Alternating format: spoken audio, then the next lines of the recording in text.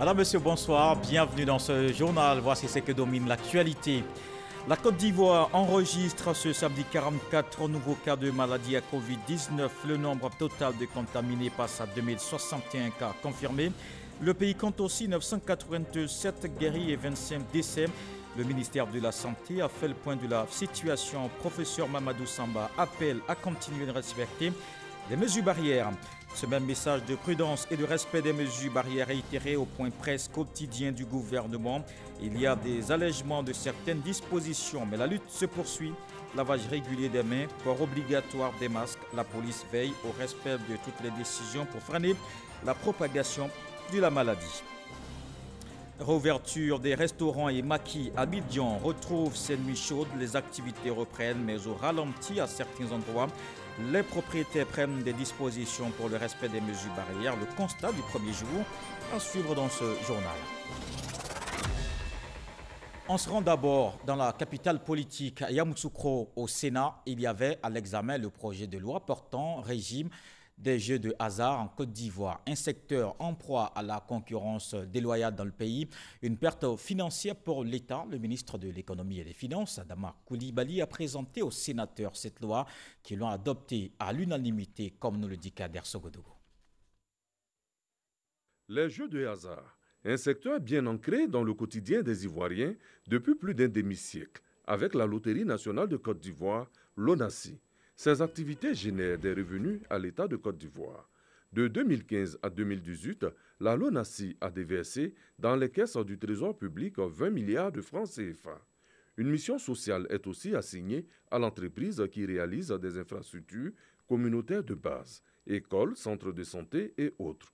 Malheureusement, avec l'avènement d'Internet, d'autres formes de jeux de hasard ont vu le jour, ce qui crée une concurrence déloyale dans le secteur. Une étude réalisée en 2018 par la LONASI révèle qu'il est développé sur le territoire ivoirien un jeu illicite appelé Loto Ghanéen. Les organisateurs de ce jeu disposent de près de 5000 points de vente et réaliseraient au moins un chiffre d'affaires annuel de plus de 36 milliards de francs CFA. La fiscalité du secteur appliquée à ce chiffre d'affaires représenterait un manque à gagner d'environ 1,80 milliard de francs CFA pour l'État. Enfin, les ressortissants chinois ont installé 300 machines à sous dans plusieurs villes et villages du pays, en violation des textes en vigueur. Face à cette turbulence, un régime juridique approprié reste la seule alternative. Après l'exposé des motifs et quelques questions des sénateurs, c'est à l'unanimité que le Sénat a voté oui au projet de loi portant régime juridique des jeux de hasard en Côte d'Ivoire. Une des innovations de cette loi, c'est la mise en place d'une autorité de régulation. Cette autorité de régulation aura pour mission de veiller en fait à la bonne régulation des activités du secteur des jeux. Il faut que le secteur fonctionne correctement parce qu'il y a des risques qui ont été identifiés à ce niveau. Le premier risque, c'est un risque de sécurité parce que vous savez que les gens vont jouer en fait dans les établissements de jeux de hasard et souvent ils peuvent risquer en fait de perdre de l'argent. D'autres personnes également ou bien d'autres structures peuvent par ce biais-là procéder à des blanchiments de ressources. L'autre enjeu, c'est des enjeux de santé. Comme je l'ai dit tantôt, nous devons protéger la population contre l'addiction. Arrivé à 14 h, c'est aux alentours de 18 h que le ministre de l'Économie et des Finances, Adama Coulibaly, a pris congé des sénateurs. Et l'actualité, c'est aussi le RHDP qui prépare les échéances électorales de 2020. Les stratégies passées au peigne fin. Abobo Ahmed Bakayoko, coordonnateur régional, a eu une séance de travail avec les responsables des structures du parti. Il remobilise les militants, une occasion également de faire le point de l'implantation du parti dans cette localité. Abou Sanogo. Le RHDP, le Rassemblement des oufouettistes pour la démocratie et la paix, remobilise ses militants pour les échéances futures. La coordination régionale Abobo Anyama retrousse à cet effet ses manches d'une rencontre avec Ahmed Bakayoko, le coordonnateur régional Abobo Anyama.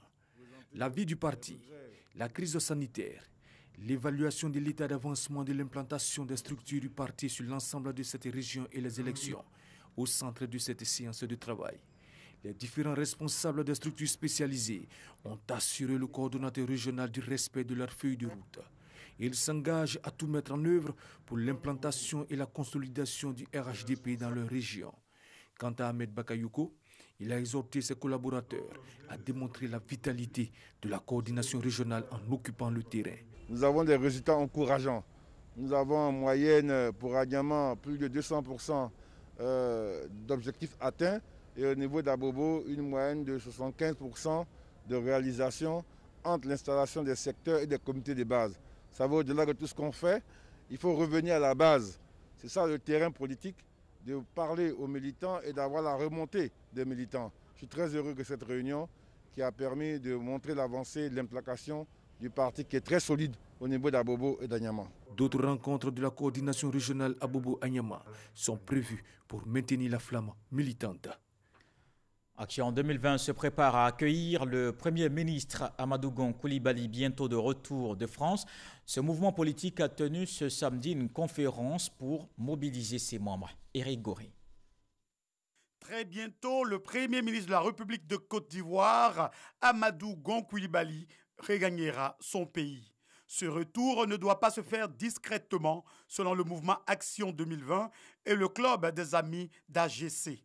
Ces mouvements entendent réserver un accueil triomphal aux candidats désignés du rassemblement des oufouettistes pour la démocratie et la paix. Nous avons mis en place une stratégie qui est d'utiliser 5000 véhicules et motards pour nous permettre d'aller accueillir le Premier ministre, notre candidat, et l'accompagner jusqu'à sa résidence. Devant la presse nationale et internationale, Kader Fofana, président d'Action 2020, a expliqué le but de cette démarche. Un communiqué de la présidence de la République avait informé les populations de ce que le Premier ministre Amadou Gon Coulibaly se trouvait en France pour un contrôle médical. Des jours après ce communiqué, le président de la République s'est entretenu par visioconférence avec le Premier ministre. Ici dans le pays, la lutte contre la Covid-19 se poursuit. Les actions se multiplient avec la nécessité de respecter les mesures barrières.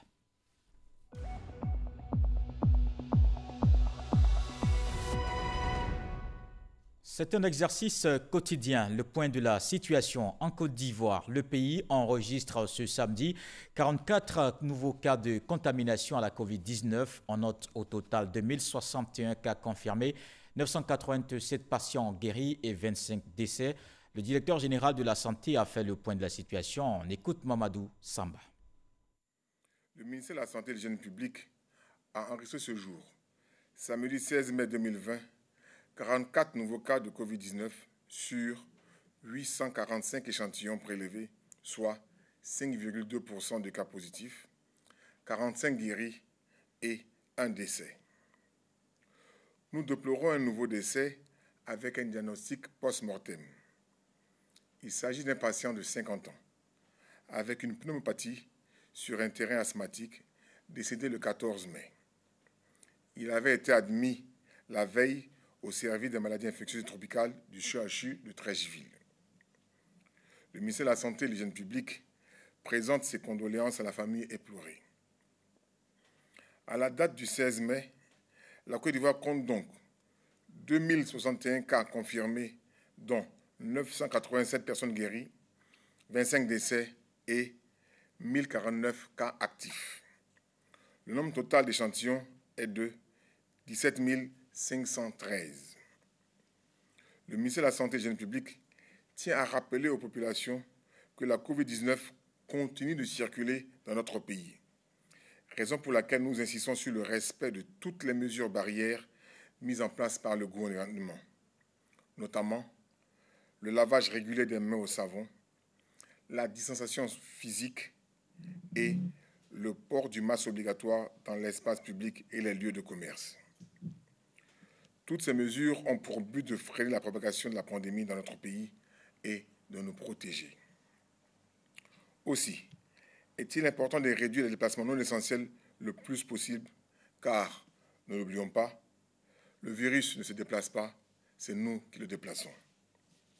Le ministère de la Santé et de l'Hygiène publique rappelle aussi que la condition du test négatif a été supprimée pour les demandes d'autorisation de sortie d'Abidjan. Il est donc plus nécessaire d'aller dans les centres d'accueil et de dépistage Covid-19 à cet effet.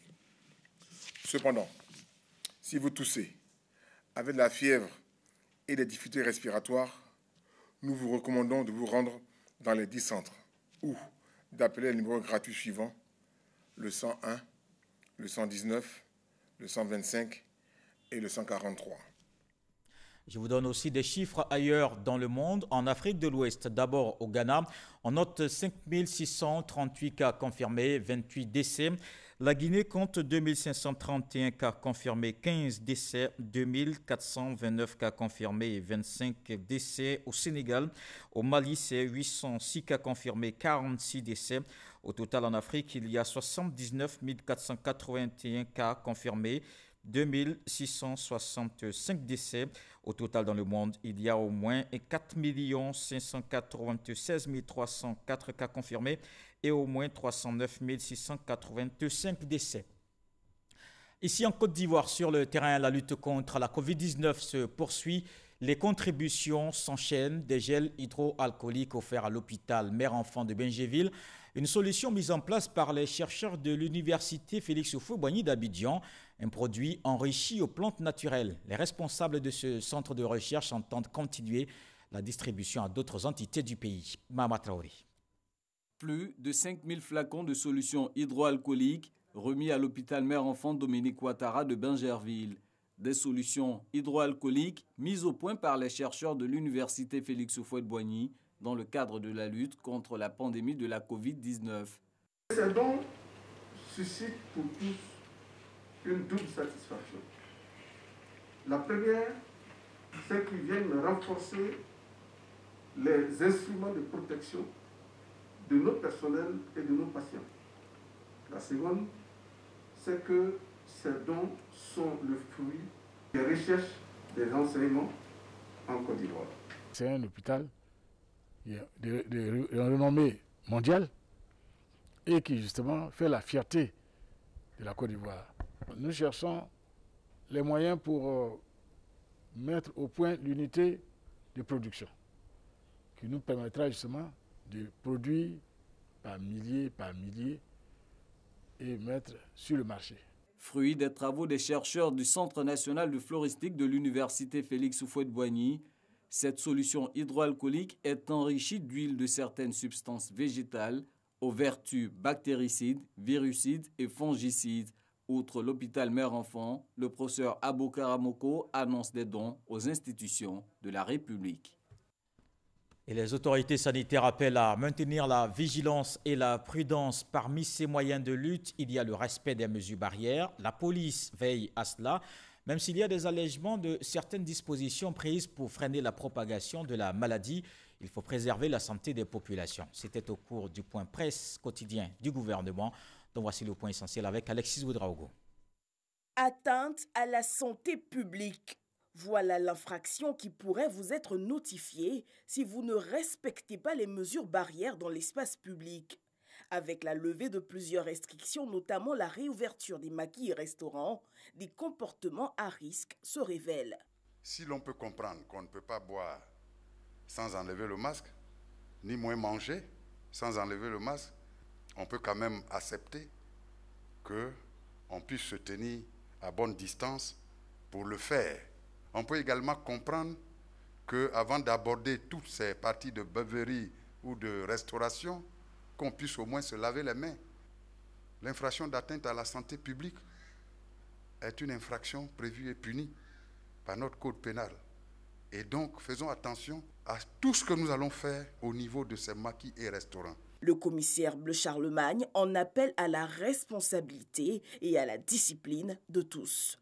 Si il s'avère que les mesures ne sont pas respectées, il ne faut pas amener les autorités à revenir sur leurs décisions. Ce sera vraiment désolant pour le social dans notre pays. Avec des taux de 47% de guérison et de 1,2% de létalité, le ministère de la Santé insiste sur la nécessité de rompre la chaîne de transmission. À ce jour, avec l'extension des sites de dépistage, un plus grand nombre d'Ivoiriens s'engagent à connaître leur statut. Il reste toutefois indispensable qu'ils préservent la distance physique dans ces centres. Nul n'a besoin d'aller dans un centre de santé pour aller se faire contaminer là-bas. Le gouvernement commence à multiplier le nombre de sites pour qu'au lieu qu'on se focalise sur un site, si vous partez qu'il y a du monde, vous partez d'un autre site.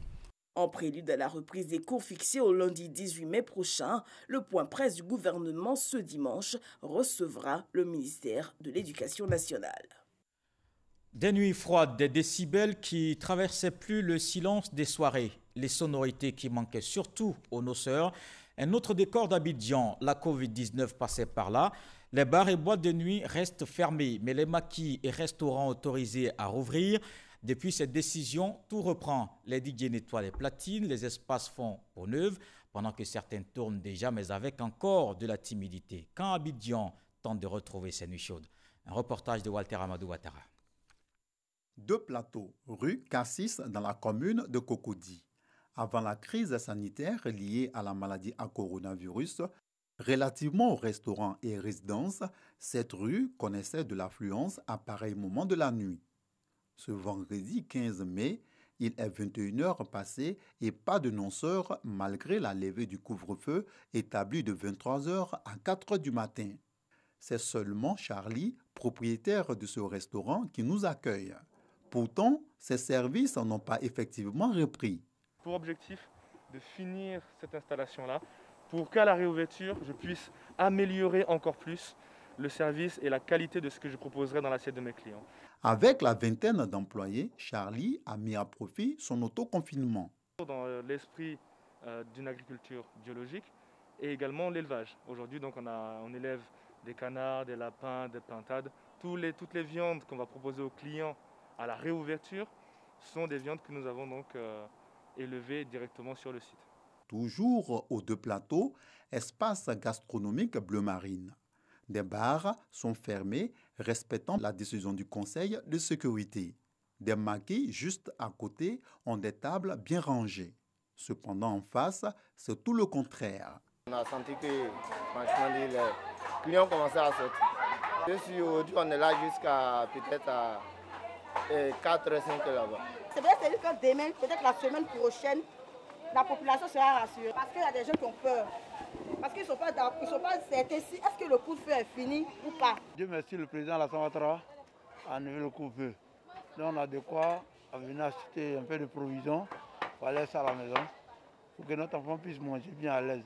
Et pendant ce temps où nous dépensons, les vendeuses aussi, elles arrivent à payer les habits de fête de leur enfant. Parce qu'elle a porté le cache-nez même qu'elle est venue jusqu'ici. Parce que c'est une femme là. Elle respecte les mesures barrières, sans pression. Autre lieu, quartier Maroc, commune de Yopougon. Le célèbre maquis au Baoulé n'est pas opérationnel ce soir. On se prépare pour mieux aborder la reprise. Depuis un mois, je suis en train de faire les travaux pour permettre de respecter les mesures barrières. C'est ce qui fait que je ne peux pas ouvrir aujourd'hui. À l'ouverture, nous allons commencer avec les artistes qui ont produit des chansons pour lutter contre la Covid-19.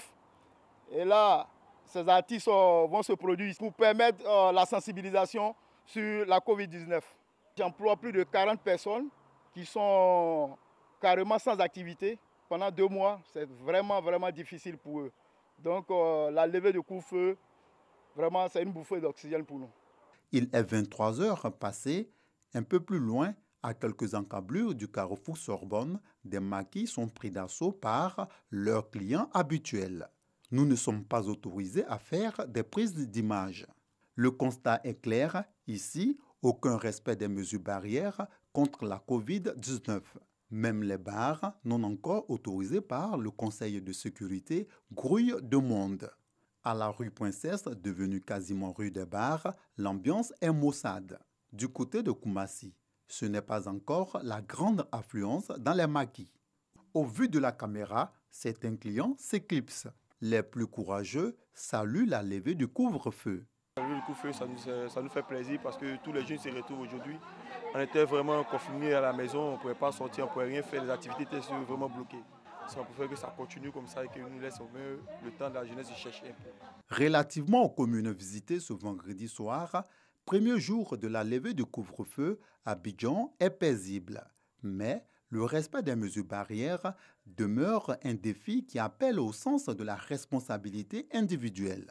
Quand on sait que la Côte d'Ivoire enregistre plus d'une vingtaine de morts dus à la Covid-19. Comme on le voit, il y a reprise des activités et vous le savez, les élèves reprennent le chemin des classes dans moins de 48 heures. Dès ce lundi 18 mai déjà à l'intérieur du pays, la plateforme nationale des COJES invite les parents à inculquer les gestes barrières à leurs enfants. Je vous propose la déclaration de cette organisation. Nous, parents d'élèves regroupés au sein de la plateforme nationale des COJES de Côte d'Ivoire, lançons un appel pressant à l'ensemble des présidents des bureaux exécutifs de COJES à collaborer étroitement avec l'administration scolaire dans la gestion de la crise sanitaire à coronavirus. Invitons l'ensemble des parents d'élèves sur toute l'étendue de la Côte d'Ivoire à accompagner tous leurs enfants à l'école ce lundi matin dès 7 heures. Les parents doivent mettre à disposition des goûters aux enfants parce que les marchés scolaires seront momentanément fermés pour raison de sécurité sanitaire. Faire respecter les mesures barrières à la maison et à l'école.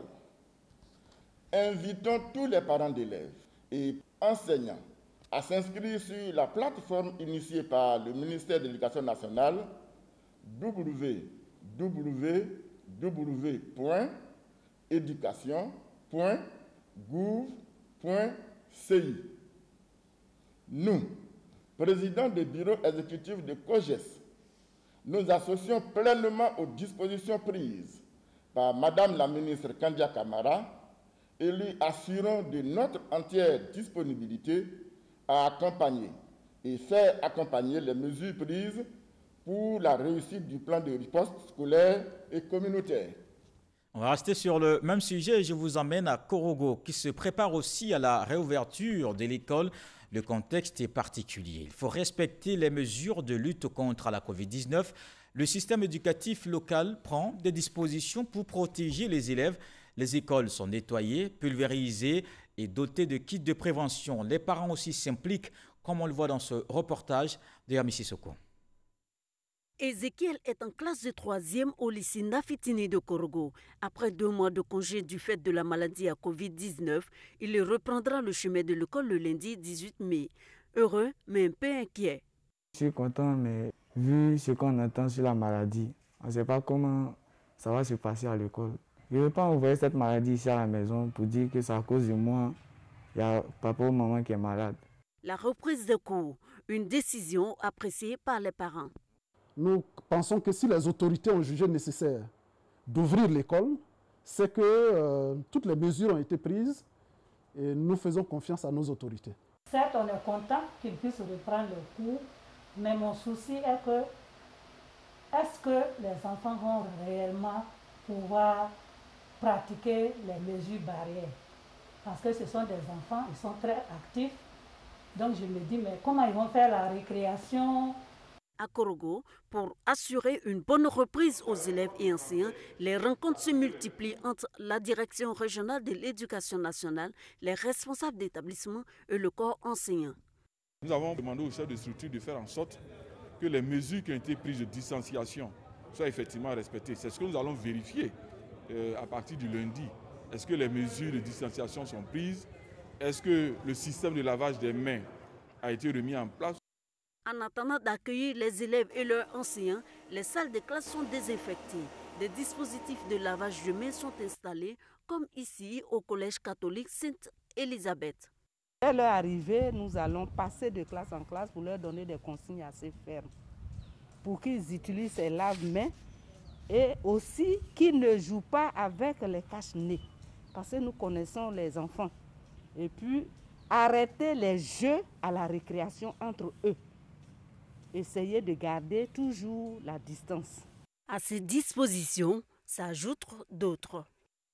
Chaque élève pourra avoir sa table, de façon à ce que la distance soit respectée et que le professeur soit à l'aise. Donc cette première rangée, on va la dégager pour que les enfants soient assez en retrait, pour que le prof puisse effectuer ses va-et-vient aussi au tableau. Le lycée Houphouët-Boigny, l'un des plus gros établissements en termes d'effectifs. 6023 élèves, dont 1936 en classe d'examen. Seuls ceux qui sont en classe d'examen reprendront les cours lundi selon les instructions du ministère de l'Éducation nationale. Les classes ici seront scindées en deux pour éviter tout contact entre élèves. Une seule classe aura 2 enseignants maintenant. Je vous prends un exemple. Quand vous avez la terminale A1 qui a 70 élèves, vous les mettez en 35-35. Et donc il aura l'enseignant habituel qui était en TA, il reste là. Et puis il aura maintenant un en tandem qui va avoir la TA1B. Et lui, il reste en TA1A.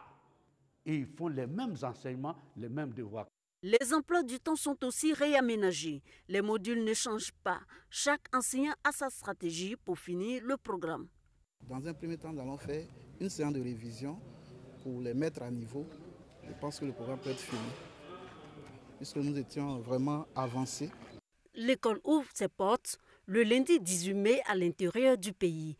À Korgo, tout est mis en œuvre pour que le coronavirus n'y entre pas.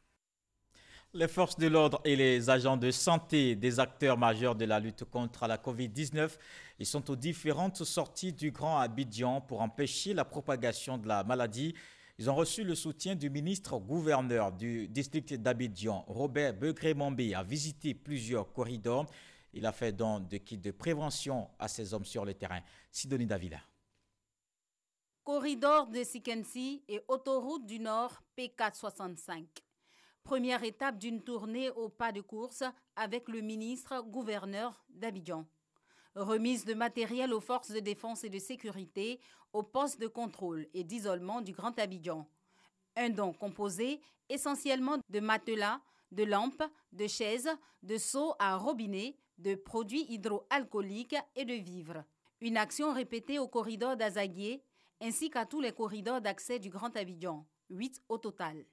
35 millions de francs CFA, c'est le montant global du don. Dans notre démarche, nous nous alignons sur les préoccupations du gouvernement pour tous les Ivoiriens. Et l'action que nous conduisons ce matin a été identifiée en concertation stricte avec le ministre de la Sécurité et le ministre d'État, le ministre de la Défense. Parce que le travail que font les forces de défense et de sécurité ainsi que les services d'hygiène est tellement important pour la préservation de la vie de nos frères et sœurs ivoiriens qu'il nous a paru indispensable de les soutenir. Ceux qui sont chargés de veiller à ce que la pandémie reste contenue dans le périmètre où il se trouve actuellement, c'est les forces de sécurité, c'est les agents d'hygiène, les agents du ministère de la Santé qui sont déployés sur tous les corridors qui protègent Abidjan. Ceux-là ont besoin d'être mis dans des conditions minimales de travail pour leur permettre de conserver en permanence leur vigilance. Ces lots offerts au ministre de la Sécurité et de la Protection civile ont été ensuite remis au directeur de la police et au commandant supérieur de la gendarmerie nationale. Et le district autonome d'Abidjan qui est aussi aux côtés de la RTI. Il a offert des vivres et des kits de prévention en cette période de crise sanitaire et de Ramadan, un don d'une valeur de 3 millions de francs CFA au personnel du groupe audiovisuel, une contribution que salue le directeur général Fosseni Dambélé. Abou Sanogo. Ces dons sont d'une valeur de 3 millions de francs CFA. Ils sont offerts à la RTI par le district autonome d'Abidjan pour encourager et soutenir son personnel dans la lutte contre la Covid-19 et pour le mois de Ramadan. Des dons composés de vivres et non-vivres ont été remis par le représentant du ministre-gouverneur Robert Begré-Mambé au directeur général de la RTI Fosseni Dambélé. La RTI joue un grand rôle. Vous savez, c'est un prétexte pour venir vraiment féliciter le DG Dambélé et toute son équipe pour le travail considérable qu'ils abattent afin d'éviter aux Ivoiriens beaucoup de pertes en vie humaine, mais pour que cette pandémie s'éloigne de la Côte d'Ivoire. En retour, le directeur général de la RTI, Fousseni Dambélé, a exprimé la gratitude de son personnel aux donateurs. Je voudrais, au nom du personnel, traduire au gouverneur et à vous-même toute notre gratitude pour cette attention à l'égard des agents de cette maison. Nous savons que cette crise a bouleversé la réalité économique et sociale, mais en même temps la solidarité légendaire des Ivoiriens permet de faire face à la situation. Et avec les mesures vigoureuses prises par le gouvernement, soutenues par les entités dont le district, je crois que la Côte d'Ivoire a une gestion aujourd'hui exemplaire qui permet de contenir la pandémie. Je voudrais vraiment vous remercier pour ce soutien qui va renforcer, notamment au niveau sanitaire, les capacités de prévention de la RT. Cache-nez, gel hydroalcoolique, savon liquide, seau équipé de robinet, pack de lait, sac de riz et de sucre constituent l'essentiel des dons du ministre-gouverneur Robert Begré-Mambé à la direction générale de la RTI. Et comme on le voit en cette période de crise sanitaire et de Ramadan, la solidarité se manifeste. Le député Charles Niaouré multiplie les actions. Il apporte son soutien aux personnes démunies. Plus de 2000 kits d'une valeur de plus de 10 millions de francs CFA offerts à Abidjan, à Ndoussi et à Bouaké. Le point avec Abou Sanogo. Mois de Ramadan, moment de piété. Le député Charles Niaouré, président de la Force 2015, aux côtés des familles en ces instants de grande dévotion et de partage. Quartier Guatanikro dans la commune de Trècheville. Plusieurs familles sont visitées. Les mains chargées, Charles Niaouré leur remet des kits alimentaires pour leur permettre de passer de bons moments de jeûne. Outre la commune de Trècheville, des familles à Bouaké, à Ndoussi, à Tengue, d'autres villages et localités ont bénéficié de l'élan de solidarité de Charles Niaouré. Des kits alimentaires pour les soutenir, véritable instant de partage suivi des séances de sensibilisation sur la Covid-19. C'est vrai qu'on parle de carême musulman, mais c'est une période de solidarité, de partage. Et la solidarité, le partage n'ont pas de visage religieux, n'ont pas de visage ethnique, n'ont pas de visage communautaire. C'est pour cela que celui à qui on peut apporter cette assistance, nous le faisons. Les bénéficiaires, surpris pour la plupart du geste du député Charles Niaouré, lui ont exprimé leur gratitude et leur reconnaissance. Je voudrais vous remercier pour toute l'attention que vous donnez aux chefs de communauté que nous sommes. C'est vrai, nous avons été toujours ici, il y a eu toujours des chefs de communauté, mais on n'a pas encore reçu autant d'attention que dans ces petits cours de temps où vous avez été avec nous. Un élan de solidarité qui sera poursuivi par le député Charles Niaouré dans d'autres communes d'Abidjan et localités du pays. Notons que ce sont plus de 2000 kits alimentaires d'une valeur de plus de 10 millions de francs CFA qui ont été distribués aux différentes familles d'Abidjan et de l'intérieur du pays. Et voilà qui met un terme à ce journal. Merci de l'avoir suivi. Je vous retrouve demain avec beaucoup de plaisir. Prenez soin de vous. Bonsoir.